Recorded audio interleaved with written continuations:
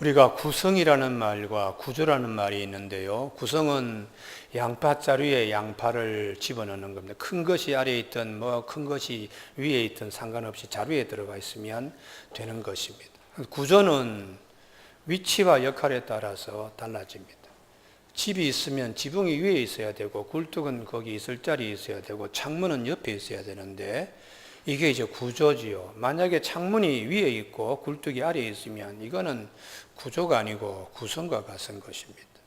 힘이 있는 것은 구성이 아니고 구조입니다. 신앙생활도 마찬가지로 막 이렇게 그냥 뒤섞여 가지고 일생을 신앙생활 하다가 끝나버리는 분들도 많이 있습니다. 신앙생활의 견고한 집을 짓기 위해서 저는 로마서 한 권 가지고 구성이 아니고 구조, 탄탄하게 집을 짓는데 로마서 한 권이면 되고, 로마서 이외의 다른 것과는 로마서는 비교할 수가 없습니다. 그래서 로마서를 영국의 존 로이드 목사님은 8년 동안에 매주 설교에서 15권의 로마서 주석집을 냈습니다. 우리나라에는 남포교회의 박영선 목사님이 로마서를 한 5년 설교를 매주 했는데요. 저는 이제 내년까지 하면 3년 하게 되는 겁니다. 오늘은 로마서의 핵심을 매주 제가 설명합니다. 로마서의 핵심은 1장에서 11장까지는 구원에 관한 교리인데요. 이 구원보다 더 중요한 것은 없습니다. 구원에 관한 교리는 로마서 3장 23절에서 24절. 모든 사람이 다 죄를 범하였으며 아담의 허리에서 우리가 함께 그 씨로 유전인자로 같이 죄를 범한 거죠. 하나님의 영광에 이르지 못하더니 그리스도 예수 안에 있는 속량으로 말미암아 죄가 없으신 그분이 우리의 죄를 위해서 사람이 되어 오셔서 십자가에서 피 흘리심으로 하나님의 정죄에서 우리를 속량, 죄값을 지불했어요. 우리 모든 사람은 다 죽어서 하나님의 심판되었습니다. 그때에 예수님께서 십자가 달리신 죄값으로 우리는 의롭다 하심을 얻게 되었으니까 이 구원의 은혜에 감사하며 감격하며 살아야 된다. 그러면 그렇게 구원의 은혜에 감사하며 감격하며 사는 삶은 어떻게 되는가? 로마서 12장에서 16장까지 생활편입니다. 새 생명 얻은 자의 생활은 어떻게 되어야 되는가? 핵심 요절이 로마서 12장 1절. 그러므로 형제들아 내가 하나님의 모든 자비하심으로 너희를 권하는 너희 몸을 하나님이 기뻐하시는 거룩한 산제물로 드리라. 이는 너희가 드릴 영적 예배니라. 이제까지는 막 살았지만은 이제부터는 하나님께서 새 생명 주신 것으로 새롭게 우리가 사는 것인데요. 그래서 너는 이 세대를 본받지 말고 마음으로 새롭게 변화를 받아서 내가 이제 예수님 때문에 새 생명을 얻게 하나님의 법정에서 의롭다 하고 죄를 덮어서 넘어가게 된 이 은혜 때문에 이 세대를 본받지만 마음으로 새롭게 변화를 받아 하나님의 선하시고 기뻐하시고 온전한 뜻이 무엇인가 늘 분별하면서 사는 이 영적인 삶, 영적 지체로서. 그래서 그 이상의 생각을 품어서는 안 된다. 울타리를 절대로 벗어나서 안 된다. 우리 생각에 에덴 동산에서 에덴 동산의 울타리를 벗어나 선악과를 따먹는 범죄를 저지른 것. 우리가 주님의 이 은혜, 나를 위해서 십자가에 달리신 이 은혜에 절대로 은혜의 울타리를 무너지게 하면 안 된다 하는 것입니다. 그래서 이제 영적 지체로 살라고는 악을 선으로 이길 수 있어야 된다. 이렇게 말씀하는데 지지난주까지 내 원수를 네 몸 이상으로 사랑해라. 줄이거든 먹이고 그리고 헐벗으면 입혀주고 내가 하지 못한 것을 제일 미워하는 사람에게까지 해줄 수 있어야 된다. 이게 사실은 순교하는 것보다 더 어렵다고 제가 설교를 합니다. 순교하면 그냥 한순간에 순교하고 주님 앞에 가면 돼요. 살아서 내 눈에 가시 같은 사람, 정말 살아서 더 잘해준다는 것이 순교보다 더 힘들다. 가장 힘든 것이 원수를 네 몸 이상으로 사랑해라. 그렇게 하면 그 사람이 부끄러워가지고 숯불을 머리에 이고서 얼굴이 벌게지는 것처럼 마음의 가책을 받아서 내가 이러면 안 되지. 그 원수도 새 사람, 새 생명 안에 살 수 있게 하니까 악을 악으로 갚지 말고 악을 선으로 갚아서 이기게 하라. 그리고 지난 주일날 권세자들에게 복종하라. 아니, 포악한 시저에게도 내가 복종해야 됩니까?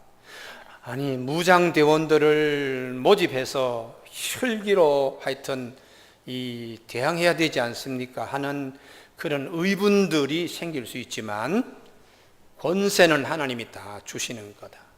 내가 눈앞에 지금 시저 당장 목을 치고 싶지만 하나님이 시저를 통하여 많은 사람이 피 흘리지만은 언젠가는 기독교가 그 순교 때문에 많은 노마를 결국은 국교화시키는 역사의 주관자는 하나님이시니까 그 말씀하죠. 그래서 예수님도 빌라도의 그 질문 앞에서 내가 너를 놓아줄 권세도 있고 십자가에 못 박힐 권세도 있다 할 때 예수님께서 아니야, 위로부터 권세를 주지 않으면 그대가 할 수 없어.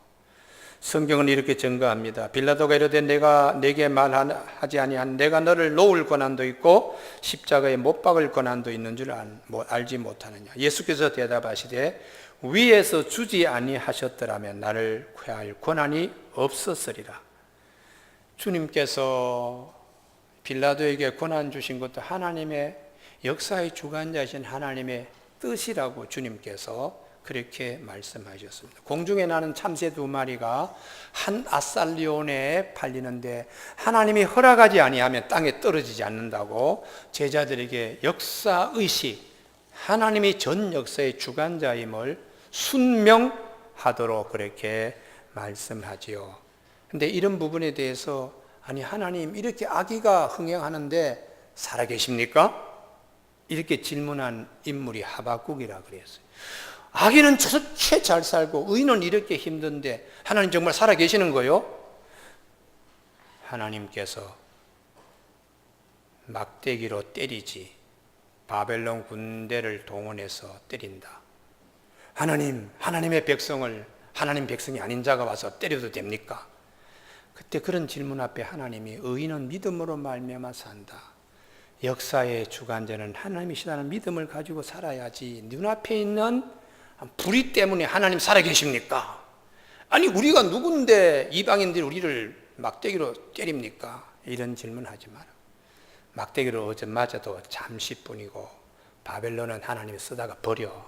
그러나 이스라엘 백성들은 하나님이 때리더라도 하나님이 끝까지 함께 하신다. 역사의 주관자는 하나님이시다. 의인은 믿음으로 말미암아 살아야 된다. 이걸 깨치고 난 다음에 이 하박국이 비록 무화과나무가 무성하지 못하고 포도나무의 열매, 감람나무의 소출이 없고 밭에 식물이 없고 외양간에 우리의 양이 없고 외양간에 송아지가 없을지라도 히브리어 원문의 외양간은 단수가 아니고 복수입니다. 하박국이 집이 얼마나 잘 살아간 걸 알 수 있죠. 외양간이 여러 곳에 있는데 거기에 외양간에 가득 찼던 소는 다 없어지고 아니 그 소들이 낳은 송아지 한 마리라도 없고 텅텅 비더라도 나는 여호와로 인하여 기뻐하며 여호와로 말미암아 참 즐거워하겠다고. 구원의 하나님이기 때문이에요. 여호와는 나의 힘이시라. 그가 나의 발을 사슴과 같이 높은 곳에 다니게 하실 것이라. 역사의 주관자이시니까 지금은 아무것도 없어도 하나님은 언젠가 의인은 믿음으로 말미암아 산다는 말씀 때문에 하나님 붙들고 있으면 하나님이 이렇게 주실 것이라고. 오늘의 불불거리던 마음이 진리를 깨치고 난 다음에 감사와 기쁨으로 하박국이 그렇게 돌아섰습니다. 교회 여러분, 오늘은 사랑의 빛 외에는 비치지 마라 하는 말씀입니다. 오늘 8절에 피차 사랑의 빛 외에는 아무에게든지 아무 빛도 지지 말라. 남을 사랑하는 자 율법을 다 이루었느니라. 원문은 누구에게든지 어떤 빛이라도 지지 말라. 사랑의 빛 외에는 그렇게 어순이 되어 있습니다. 여러분 우리가 사도 바울이 사랑의 빛 외에는 우리가 비치면 안 됩니다. 그러면 사랑의 빛 했을 때 사도 바울은 주님의 이 사랑의 빛, 하나님의 이 은혜의 이 빛, 그거 이외에는 우리가 생각할 것이 없다. 그렇게 말씀하는 거예요.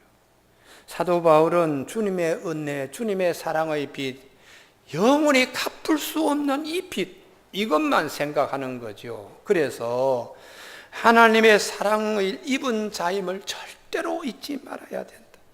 모든 사람이 다 죄를 범하여 하나님의 영광에 이르지 못하더니 그리스도 예수 안에 있는 속량으로 말미암아 하나님의 은혜로 값없이 의롭다 하심 얻은 자 되었기 때문에 내가 헬라인이나 야만인이나 지혜 있는 자나 어리석은 자에게 내가 다 빚진 자라 하나님의 은혜, 주님의 이 사랑을 내가 보면서 이분을 볼 때마다 하나님께서 나를 사랑하신 이 사랑과 주님이 나에게 주신 이 은혜를 사람을 볼 때마다 내가 어떻게 하면 갚아드릴 수 있을까?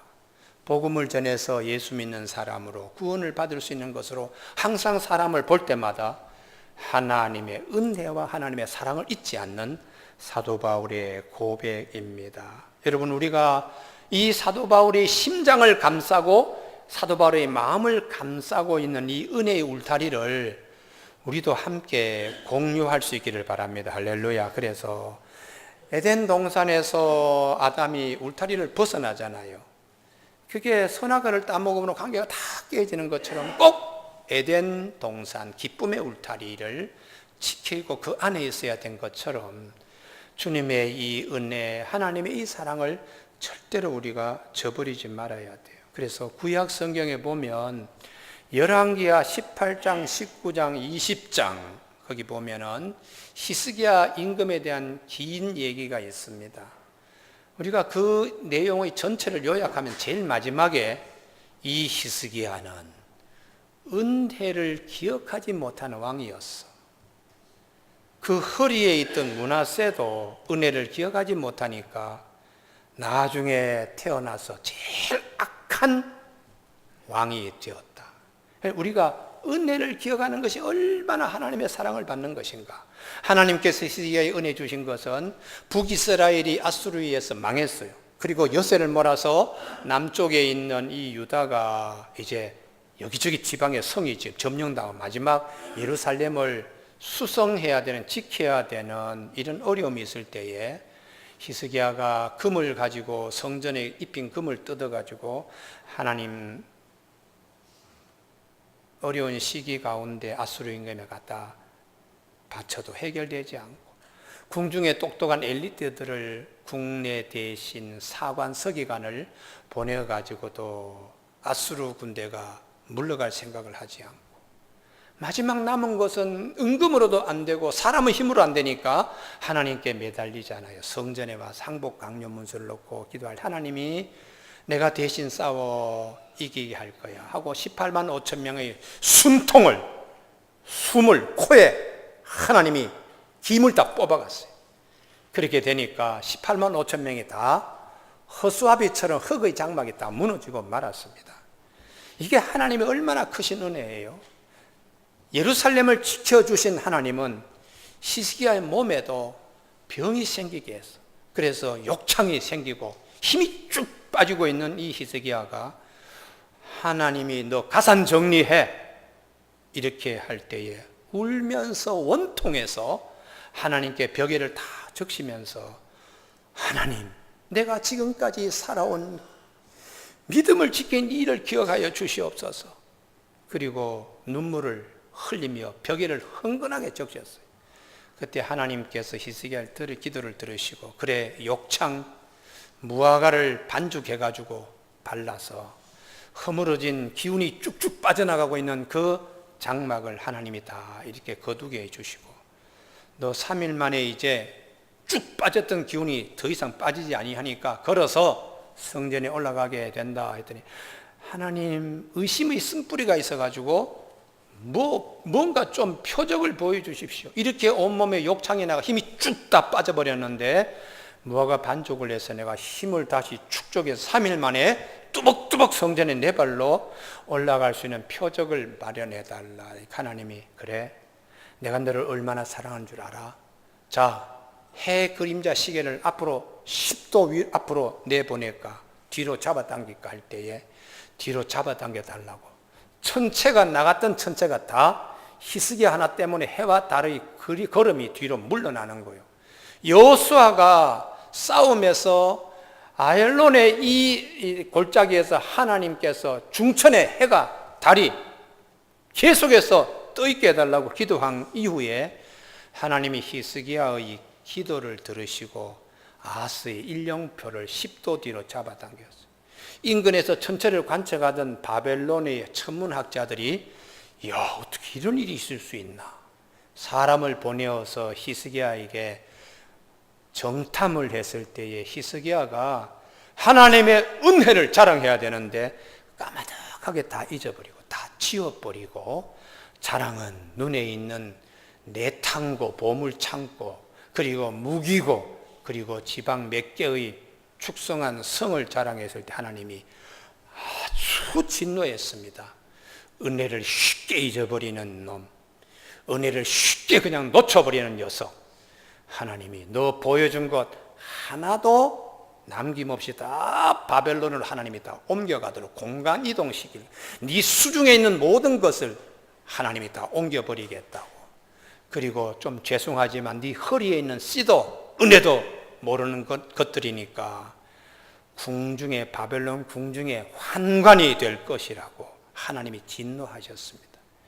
여러분, 우리 히스기야의 삶을 통하여 하나님은 그토록 지키시고 보호하시고 은혜를 많이 주셨는데 별일 없으면 다 까먹어요. 내가 언제 그렇게 어려운 일이 있었는가?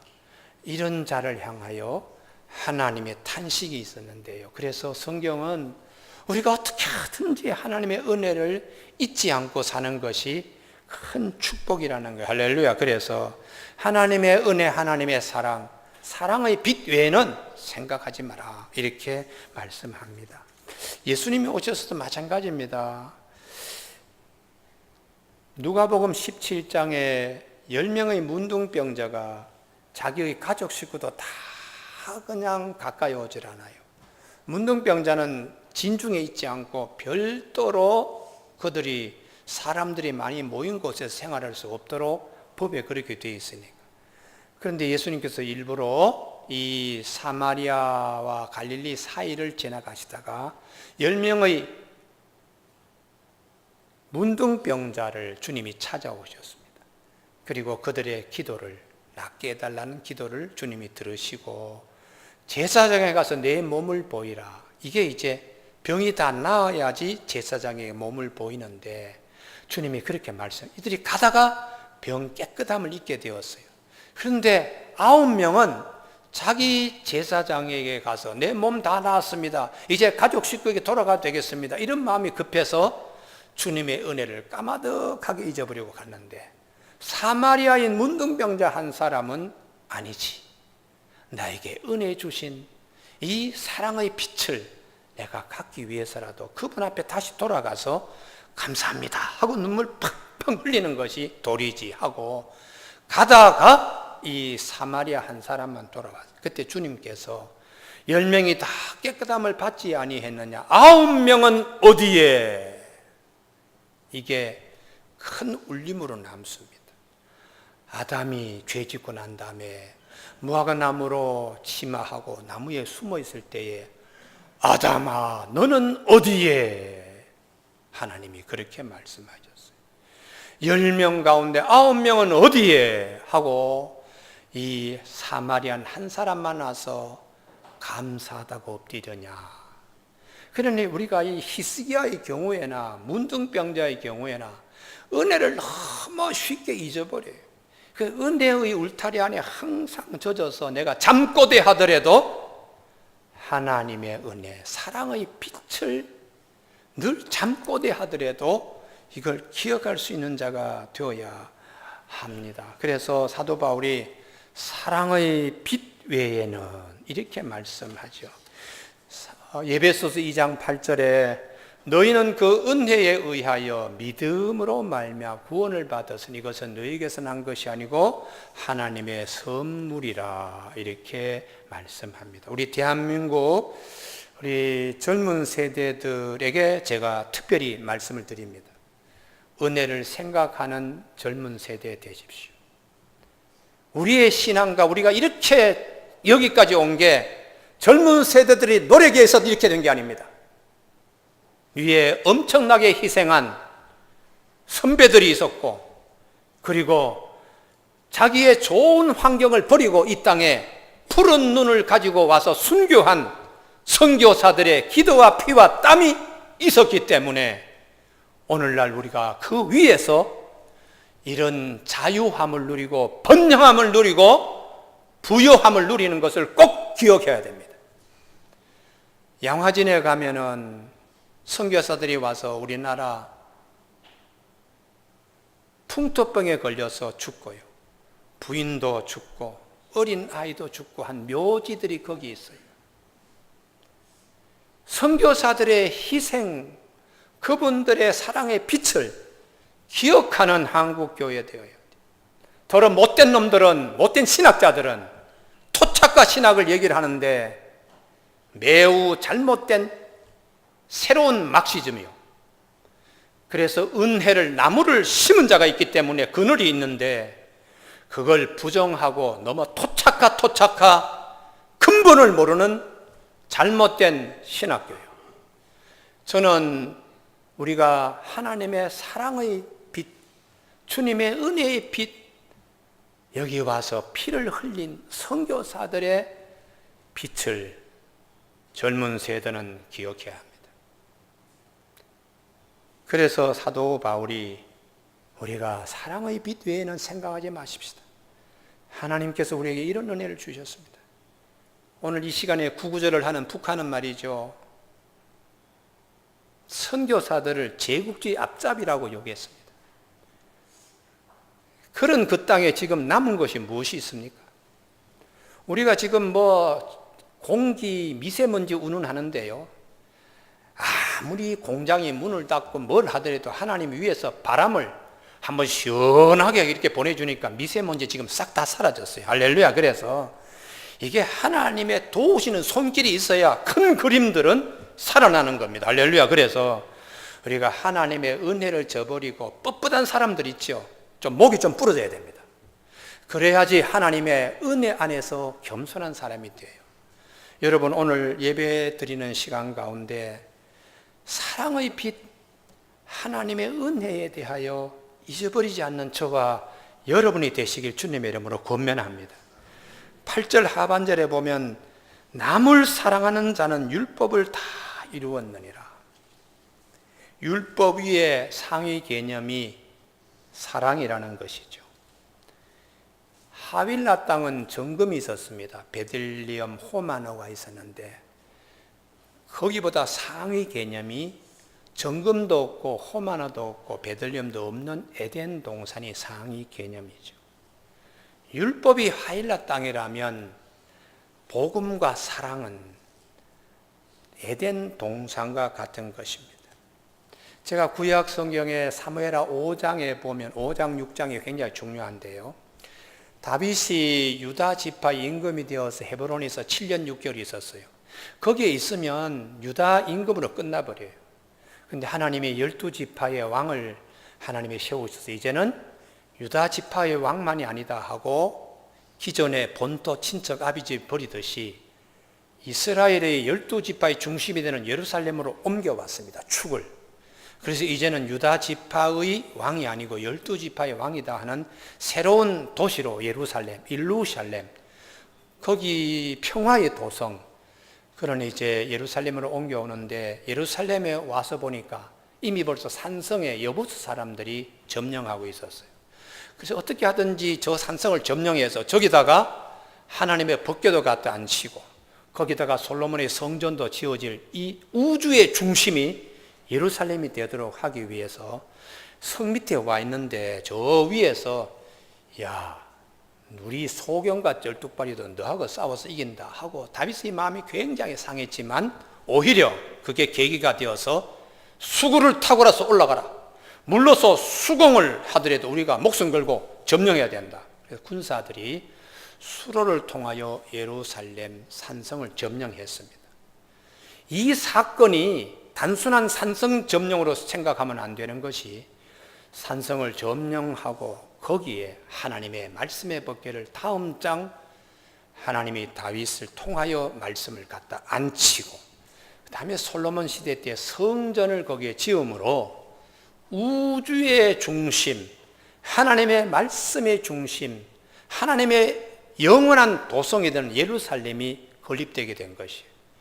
만약에 산 아래에서 그냥 있다가 힘드니까 하고 포기했다면 하나님의 말씀의 법궤나 솔로몬의 성전이 거기에 세워질 수가 없어요. 율법을 행하는데 마지막 우리가 점령해야 되고 올라갈 고지, 힘들더라도 율법의 마침은 사랑이라고 했으니까 이 사랑은 율법의 최고의 마지막 완성이라고 주님이 말씀하셨습니다. 그래서 모든 걸 이렇게 법으로 보면은 일그러지지만은 그런 것들을 사랑의 고지에 올라가서 이렇게 하면 허물이 덮이는 거예요. 할렐루야. 그래서 주님의 말씀과 주님의 성전이 그곳에 세워지는 축복이 있습니다.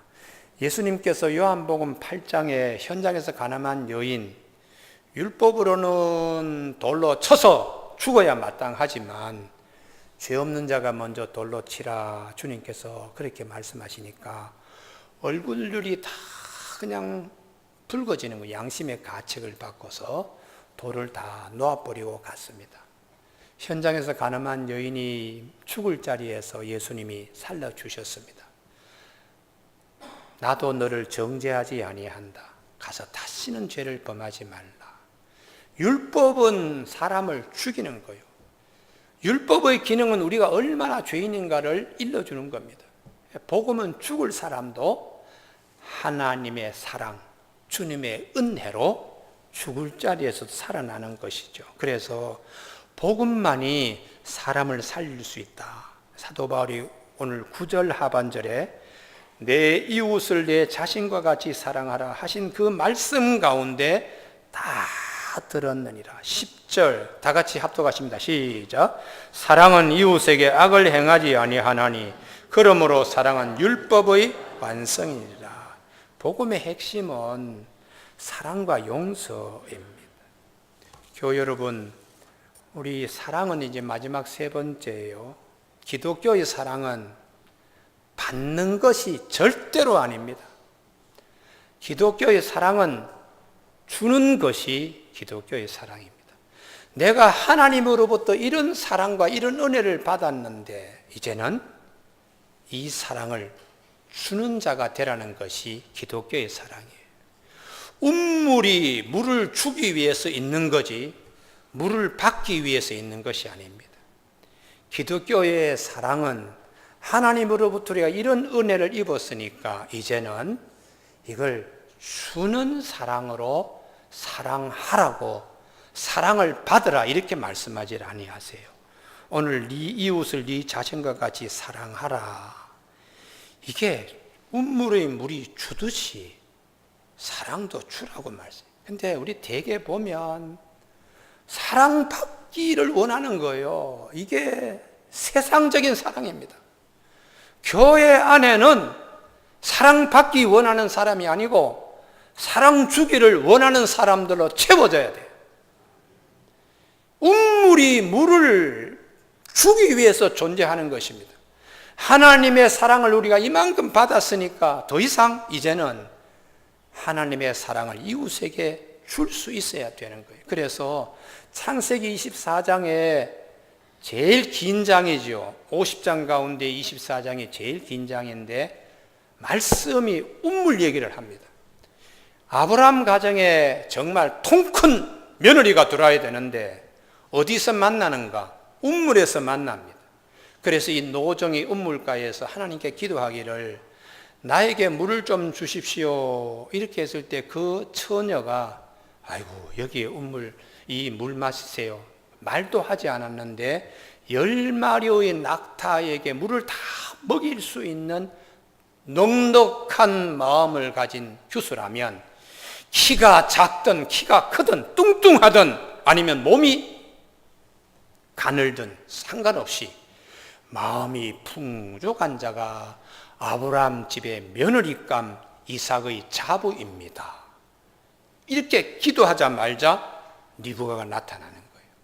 운물은 물을 주는 겁니다. 아브라함 믿음의 가정에 정말 믿음을 이어갈 자부는 줄 수 있는 사람, 받기 위한 사람이 아닙니다. 아브라함 집에 와서 이거 저건 그냥 챙기기 시작하면은 아브라함의 통하에 하나님이 주는 축복의 물이 흘러갈 수 없습니다. 갈릴리 바다가 흘러가서 사해에 이르는 것처럼. 그래서 하나님께서 창세기에서 가장 긴 장이 뭐냐? 24장. 거기에 핵심적인 모티브가 뭐냐? 운물, 그리고 리브가, 이렇게 말씀하시는 거예요. 우리가 보면은 자꾸 그냥 사랑을, 그래서 우리 서울 강남로의 영동교회 이시안 목사님이, 원론 목사님이 그분이 계실 때에 우리 교회는 이런 복음성가 하지 마. 당신은 사랑받기 위해 태어난 사람. 무슨 소리야? 사랑받기 위해 태어난다니.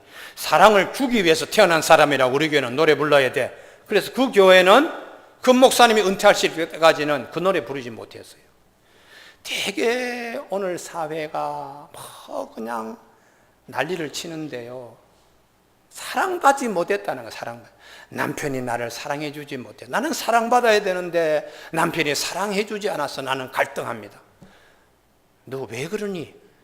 나는 부모님께 사랑을 받아야 되는데 부모님이 나를 사랑하지 않는다고. 그러면서 갈등하는 거예요.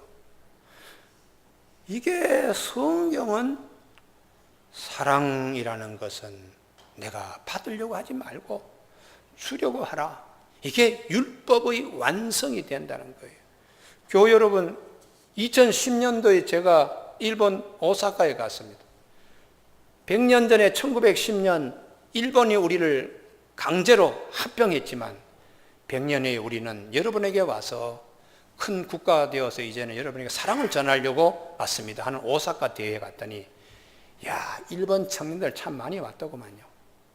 방송에서도 나와서 시랑 중계도 하고요. 그런데 거기에 다 모여가지고 일본말, 우리말을 한 곡만 계속 부르는데 그게 당신은 사랑받기 위해서 태어난 사람. 그 일본어로 우리 한국말로 두 개 다 하더라고요. 근데 청년들이 엄청나게 울더라고요. 그래서 내가 이 아이들이 왜 이렇게 울까? 사랑받지 못해서 사랑에 굶주린 아이들이구나. 홀로 밥 먹고 혼밥, 홀로 외롭게 그냥 술 먹는 혼술, 그리고 친구들 사이에 왕따 지금 이지매, 이런 사회에서 얼마나 참 힘들겠나. 그래도 한국의 선교사가 가서 그래, 우리가 입었던 과거의 100년 전에는 너희들이 우리에게 와서 나라도 빼앗고 외교권도 빼앗아갔지만 이제는 우리는 그리스도의 사랑을 전하기 위해서 이 땅에 와서 하고, 그리고 등을 두드려주고, 그리고 그들을 세우고 하는 2010년도 우리 오사카 대회가 있었습니다. 교회 여러분, 이 사랑이라는 것을 참 힘듭니다. 아래에서 위에까지 올라가야 되고, 그리고 그 올라가면 하나님의 은혜를 주십니다. 제가 오늘 설교가 좀 깁니다만 한 가지만 이제 간증하겠습니다. 대학에 있을 때에 서울 지하철역이 양재역만 고른 때가 있었어요. 양재역이 마지막 지하철. 그래 굉장히 오래됐죠. 90년 이전이나 이후나 그 정도 될 텐데요. 거의 양재역에 오면 방송이 그러잖아요. 여러분 이제 종착역이 되었으니까 여러분 잃어버린 짐을 다 챙기시고 이제 하차할 준비하시라고 승무원이 방송을 하잖아요. 그런데 아마 중학교 1, 2학년쯤 되는 한 남자아이가 쭉 뻗어가지고 덩어리를 다 내보이고 양은 밥그릇을 이렇게 들고 숟가락을 들고서는 굴굴 자는 거예요. 손에도 얼굴에도 귀도 다 새까맣게 그냥 때로 며칠간 모욕이고 세수도 못했어요. 그런데 그가 입고 있는 옷은 런닝구 하나에다가 가벼운 옷차림이었습니다. 그때는 추운 겨울이었습니다. 그래서 내가 아무도 그 옆에 냄새 나니까 앉으려고 하지 않아서 내가 앉아서 툭툭 때려서 여복에 종착역이 다 되어서 일어나게 했더니 나를 향하여 눈을 째려보면서 자기 자는데 깨웠다는 거예요. 그래서 종착역이 돼서 일어나. 그리고 얼마나 배고프겠냐 하고 제가 지갑을 내어서 많은 돈은 아니지만 있는 돈을 다 그 밥그릇에다가 주니까 이 아이가 얼굴이 확 달라지는 거예요. 조금 전만 나를 이렇게 째려보더니 나에게 3일 동안 굶었는데 아무도 자기에게 밥 먹었느냐 밥 먹으라는 사람이 없었는데 선생님이 이렇게 주시니까 너무 감사하다 엉엉 우는 거예요. 그런 사이에 지하철에 역에 지하철이 있었습니다. 문이 열립니다. 그래서 내 그 아이를 끌고는 이 추운 겨울날 이렇게 넌닝구 하나에다가 여름용 사스 하나 입고서 어떻게 가서 밥을 먹겠냐. 그때 오리털 파카가 처음 이제 우리나라 유행될 때인데 그걸 제가 백화점 가서 처음에 가서 너무 비싸서 못 사가지고 왔습니다. 두 번째에 백화점 가서 그래도 내가 대학 교수인데 뭐 백화점에 가서 오리털 파카는 못 사겠냐. 그러고는 이제 샀는데 그거 사서 일주일도 안 된 옷인데 그걸 벗어서 그 아이를 입혀줬습니다. 이것 입고 이번 겨울날 건강하게 잘 지내라. 그랬더니 이 아이가 펑펑 우는 거예요. 근데 그러고 돌아서서 양재역에서 제가 그때 엄마 아파트 대치동에 살 때인데 상당히 긴 거리인데 그걸 벗어주고 내가 걸어오면서 얼마나 울었는지 몰라요. 돈도 다 주고. 그러니 뭐 버스비도 없잖아요. 근데 얼마나 울었는가 하면은 하나님께서 나를 이처럼 사랑하시는데 사랑의 그 많은 빛을 주고 있었는데 남에게 사랑을 베푸는 것이 그렇게 많지 않은 것을 기억하면서 내내 울면서 왔더니 며칠 동안 심한 독감을 앓았습니다. 그러면서도 한 가지 크게 깨진 것은 내가 하나님께로부터 받은 이 사랑의 빛은 도저히 갚을 수가 없다. 어떻게 하면은 이제 그런 고민 가운데 제가 하나님의 부르심 앞에서 교수직 버리고 목회일로 들어선 거예요. 우리가 사랑의 빛이라는 것이 이게 우리 잠꼬대 하면서도 이빨을 뻐득뻐득 갈면서도 하나님으로부터 받은 이 사랑의 빛을 절대로 우리가 갚을 수 없다는 이런 마음가짐들이 모든 것을 이기게 합니다. 갈등과 다툼과 불만과 불만족, 하나님의 사랑의 이 빛, 주님의 이 은혜를 내가 온몸으로 체득하지 못하기 때문에 이러쿵저러쿵 불평하고 싸움하고 다투고 갈등하지요. 예수님께서 자기 몸을 버리시고 십자가상에서 죽기까지 하나님 앞에 순종하면서 하나님의 사랑이 어떻다는 것을 우리에게 보여주셨잖아요. 사랑은 내가 받는 것이 아니라 주는 것이고 먼저 사랑하라고 되어 있습니다. 우리가 사랑하면 그가 먼저 우리를 사랑하였다고 로마서 4장 19절에서 말씀하십니다. 교우 여러분, 사랑의 빛 외에는 아무것도 생각하지 않는, 비치지 않는 우리의 삶이 되도록 힘써 노력하는 저와 여러분이 되시길 바랍니다. 기도하시겠습니다.